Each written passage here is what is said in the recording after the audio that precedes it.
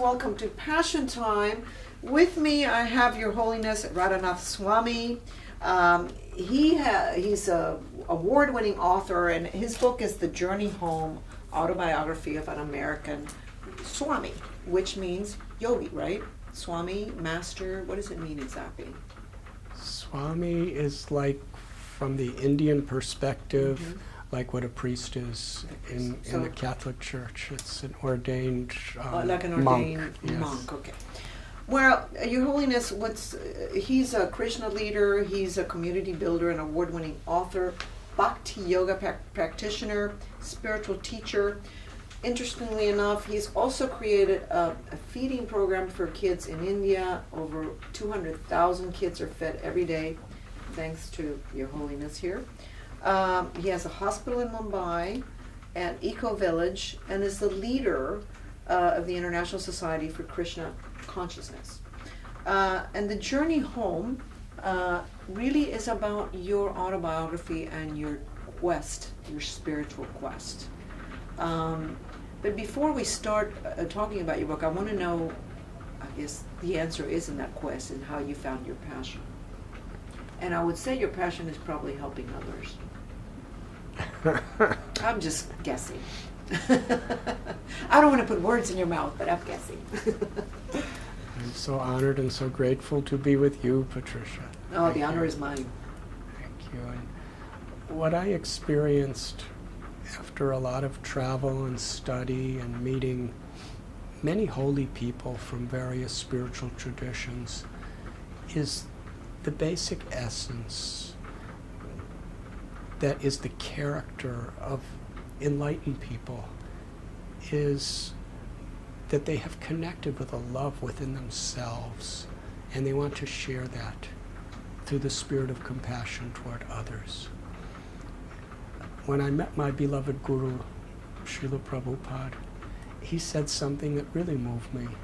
He quoted the Sanskrit paradukha dukhi, that the true sign of an enlightened person is that they see the happiness of another to be their own happiness, and the suffering of others to be their own suffering.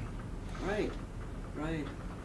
In the Bhagavad-gita, there's a beautiful verse, Vidyavanaya sampane brahmani gavi hastini suni chaiva svapake cha pandita samadarshana, which means true wisdom is to see the equality in all living beings.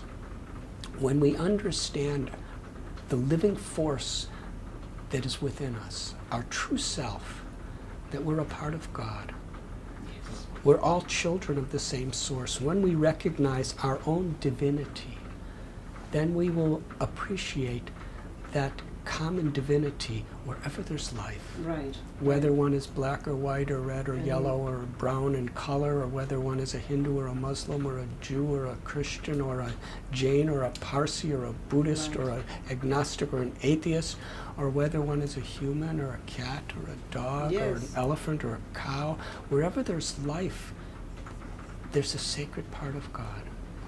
And when we understand our own sacredness, we can recognize that sacredness in others. And that's the basic principle of compassion from a spiritual perspective. But why is it so hard to find that? I think we're living at a time, I think humanity has always lived in a time of conflict.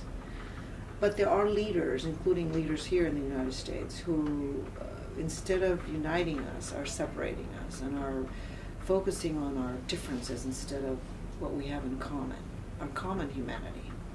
So how do we respond to this as humans who are living with this on a daily basis? We should all try to be the change we want to see in the world. We're distracted. We're being bombarded at every moment by weapons of mass distraction. And we're being distracted in so many ways. True wealth is within ourselves. There's a saying that you can understand how rich you are by counting how many things you have that money cannot buy. Beautifully said. Love gives satisfaction to the heart. To be loved gives satisfaction to the heart. And that satisfaction is true wealth. And I have seen penniless monks, and I've seen multi-millionaires, and everyone in between living truly enlightened, compassionate lives because they have found that love within themselves. And whether they're doctors or lawyers or industrialists or in business or politics or farming or education, their occupation is a means of expressing the meaningfulness of their life, rather than trying to grope through acquisition of things like fame and power and sensual pleasures to try to give our life meaning. There's no real meaning to that. It's very shallow. But when we find that love within ourself, that peace within ourself, then we have such a dynamic purpose in our life that we have a greater purpose to earn money than just to satisfy our greed. When we have compassion, we have a greater purpose to utilize whatever influence we may have in this world, to help others, rather than just to, try to get more influence for ourselves. Because greed is like fire. The more you feed it, the hungrier it becomes. It's very interesting. It's people who are already wealthy and they want more. It's very interesting, the concept of greed. I wanted to ask you about the greatest obstacles. As you're in your quest, you're following your heart. But I'm sure you were running into obstacles, which are the obstacles we all run into as we are on a spiritual path. What were some of those obstacles, and how did you deal with that? Doubt is an obstacle. Yeah. When we don't really know where we want to go.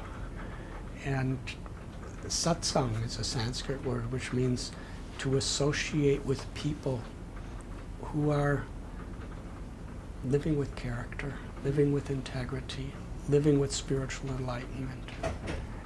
And by being in the company of such people, we develop inspiration and faith in the potential that we have within ourselves and the potential of what we can do in the world. Right. So it's very important to be around these type of people, and that helps you cope with very, very your helpful. doubts, right? Because we're all very influenced by our surroundings. So when we choose the types of people, the things that we read, the types of places we go that that uplift us rather than distract us, then it becomes much easier. I love what you said about mass destruction, because it is distraction. We're living in a world, because of technology, in a world of mass destruction. It's very true. And I want to know the difference between, I do yoga, hatha yoga, which is probably the most Western yoga, right? What is the difference between the type of yoga that you do, the Bhakti-yoga, and the other types of yogas? What's the difference? The Sanskrit word yoga means union. Okay. It means to unite. And interesting, the word religion comes from a Latin word religio, which means to unite. And you do the opposite. To bind back. So really religion and yoga mean the same thing. In the classical sense, yoga means to harmonize the body with the mind, with the soul, with the living force. Soul, right. And then when we make that harmony between the body, the mind, and the soul, then naturally we discover how to live in harmony with God, with the Supreme Being, with all other living beings, and with the environment or Mother Nature. Yoga means to have that harmony. And Hatha Yoga is a particular aspect of the yoga process which harmonizes the various elements of the body with the life air and the mind. And and then there's Jnana Yoga, which it's not that any of these are separated from each other. All these different parts of yoga are actually part of the same system. They're Okay. just different aspects of it. Jnana Yoga is to harmonize through our knowledge, through our power of discrimination between what is truth and what is distraction. Okay. And Bhakti Yoga, which is the path that I follow, where its basis is in the Bhagavad-gita, where all other forms of yoga are also very much discussed.